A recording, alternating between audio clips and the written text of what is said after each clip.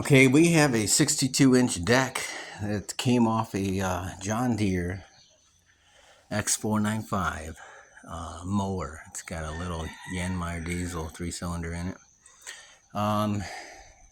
We're gonna rebuild all the spindles in there. There's 3 spindles. We got one here, here, and here. As you can see, this spindle here has crashed out. It's fell through. So we're gonna have to see what's going on there and get it repaired. So you can see the spindle blowing out here. And you can see the damage it's done to the deck there. If we can get in here, we're gonna have to repair this deck as well.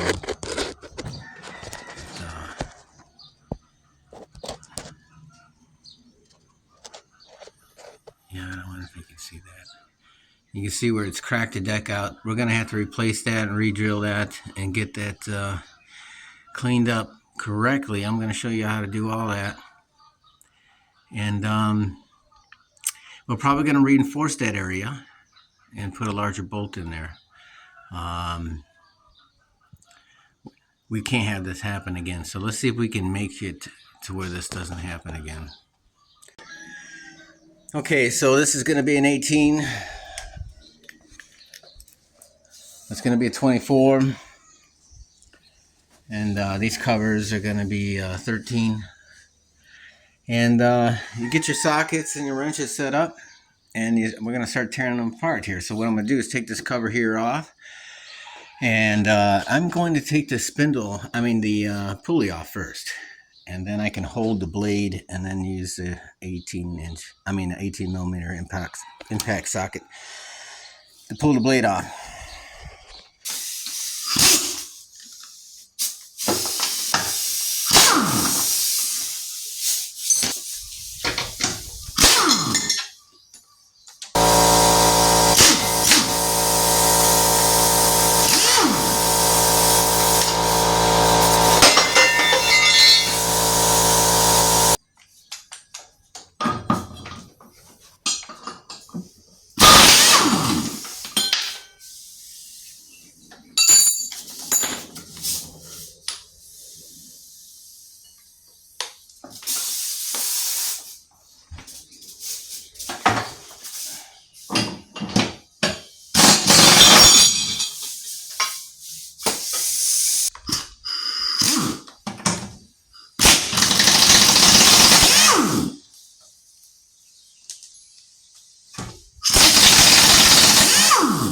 I'm surprised these don't crack off.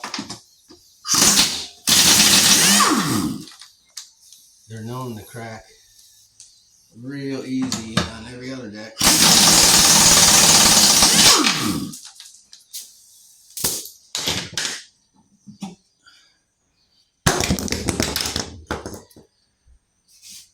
There's one. Now we got to get this one and this one out of there.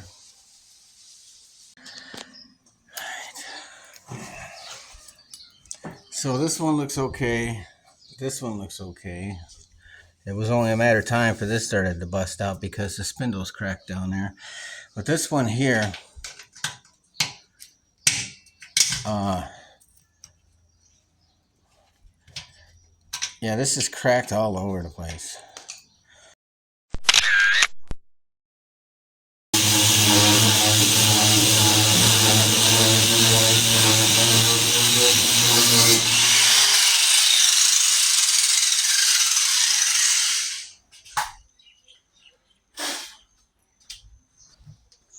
You clean that surface rust, the heat will conduct a lot more efficiently and you'll be able to make easier cuts. But when you have rust on your metal that you're cutting, it would act like an insulator.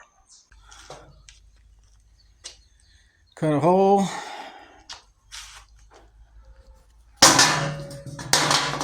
Make sure that sits in there. I use that for a guide. And that's the same size as that hole. And it sits in there really nice. And now I'm going to cut around. And that's what we're going to use to beef this thing up and get this thing operable.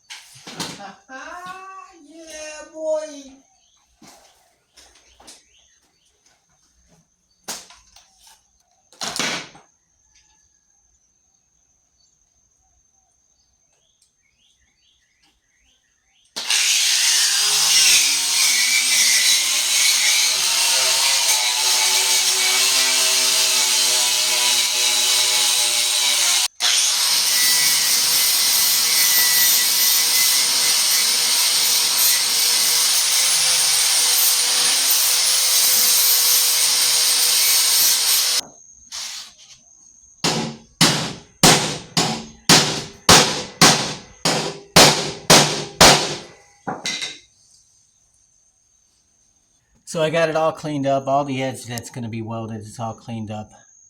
I want it sitting flush. I want the heat to penetrate the other part. We're going to go ahead and fill this in, weld all this in, sand it down, and re-drill it. But we're going to put another backing plate on here and reinforce this. And then we're going to fill this in, sand it down, and then re-drill.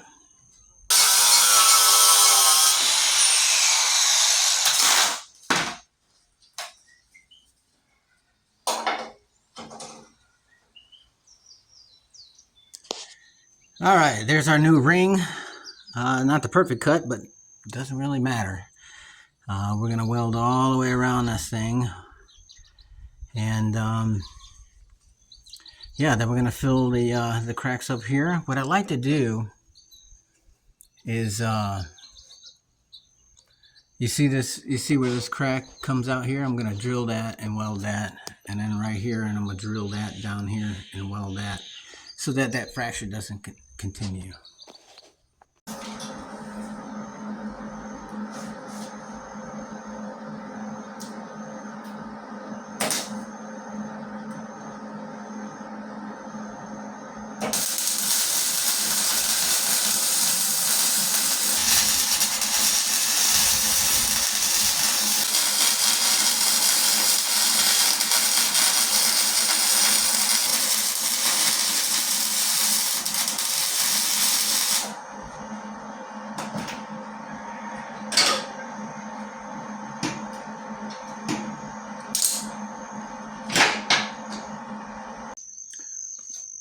Okay, we got it backed out, new surface area.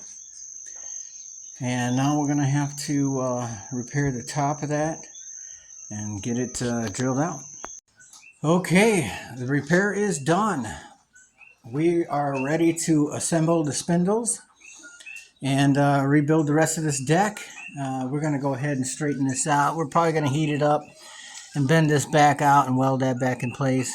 Loosen the back bolts and then take the front bolts off. You can swing this open, take the old belt off, put the new belt on there. I have the bolts completely taken off because I changed the gear oil on there.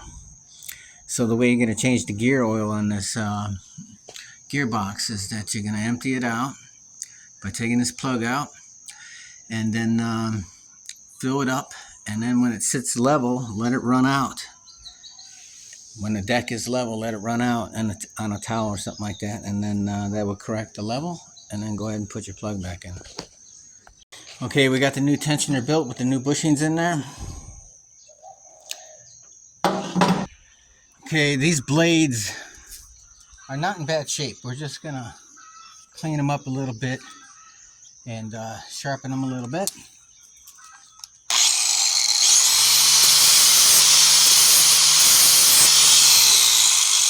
The way I like to sharpen blades is I lightly go over it and see where the high spots are. That knows my, then I can find my angle and I can get in there and grind.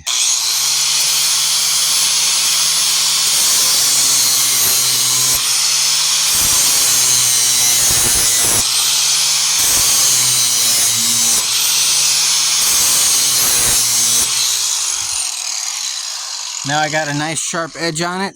I want to dull it a little bit. Just like that. You take that lip off of there so it don't fold over. Okay, we have the spindles in. And they're all correct. Next thing we're going to do is we're going to repair this. That's the next thing we got to do. So what I'm going to do is I'm going to put a bead right where that bend is, and then we're going to bend it over. Because if we bend it over, it's just going to create a new bend right there. So we're going to weld it there, bend it, and get it straightened here. And then we're going to weld it again and tack it until it's straight all the way down the line. Okay, yeah, these 110 welders kind of suck, but they do the job for sheet metal. They work pretty good for sheet metal. And DIY, you know, home repairs, but I like to use them for sheet metal. That flex core is pretty nice just to get going. So that's repaired.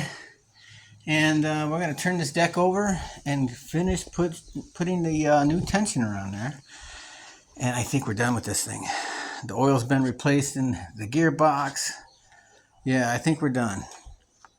Okay, once you got the tensioner on there, I wouldn't recommend putting the spring on until you get all this other shit on here, but I don't think it's going to matter. We're going to add a dampener, a new dampener, then a washer, and then you're going to put your lock in there, and that should be set. Add your new cap.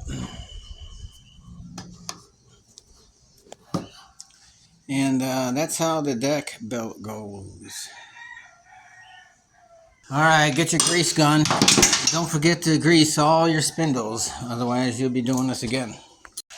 What I'm going to do here is I'm draining the oil from the transmission, and we're going to replace it and replace the filter. We're going to put the deck on here, and then we're going to get out of here. I think that's it.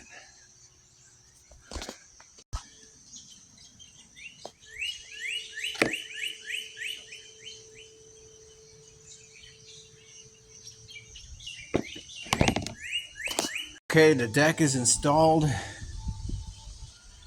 and the oil level is corrected. I think we're going to get out of here.